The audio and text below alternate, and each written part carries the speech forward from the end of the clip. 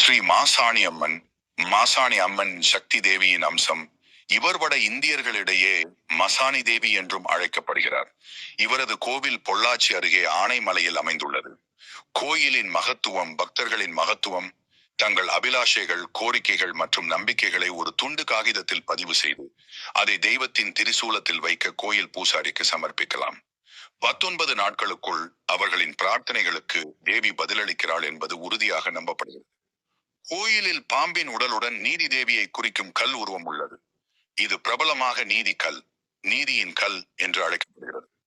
எதிரிகளால் துன்புறுத்தப்பட்டவர்கள், வியாபாரத்தில் நஷ்டம் ஏற்படும் வியாபாரிகள் அல்லது உடைமைகளை இழந்த ஆண்களும் பெண்களும் குளித்து திருநீறு அணிந்து கோயிலின் கல் உரலில் மிளகாயை அரைத்து பூச நிவாரணம் கிடைக்கிறது.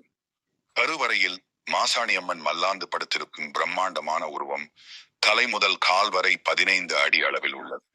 தேவிக்கு 4 கைகள் உள்ளன. 2 தரையில் வைக்கப்பட்டுள்ளது, மற்ற 2 மேலே உயர்த்தப்பட்டுள்ளது. மேல் இடது கைகள் ஒரு மண்டை ஓடு மற்றும் ஒரு பாம்பு வைத்திருக்கும் போது 2 வலது கைகள் ஒரு சிறிய உடுக்கை மற்றும் ஒரு திரிசூலம் வைத்திருக்கும். கருவறைக்கு எதிரே மகாமுனியப்பன் சந்நிதி உள்ளது. இந்த கோவில் பழம்பெருமை மற்றும் வரலாற்று தோற்றம் கொண்டதாக கூறுகிறது. சீதையை தேடி அலைந்த போது இலங்கைக்கு செல்வதற்கு முன் இராமர் ஆனைமலையில் ஒரு மயானத்தில் தங்கியிருந்தார். அவர் களிமண்ணில் தேவியின் உருவத்தை வடிவமைத்து வணங்கினார் என்று புராண கதை கூறுகிறது. அவனது பக்தியில் மகிழ்ந்த மாசாணி அம்மன் இராவணனை வெல்வதற்காக தன் அருளை அவனுக்கு அளித்தாள். தேவி ஒரு மயானத்தில் சாய்ந்திருப்பதால் அவள் ஸ்மசானி, சமஸ்கிருதத்தில் ஸ்மசன் என்ற சொல் மயானத்தை குறிக்கும் என்ற பெயரை பெற்றாள். காலப்போக்கில் ஸ்மசனி என்ற பெயர் மாசாணியானது.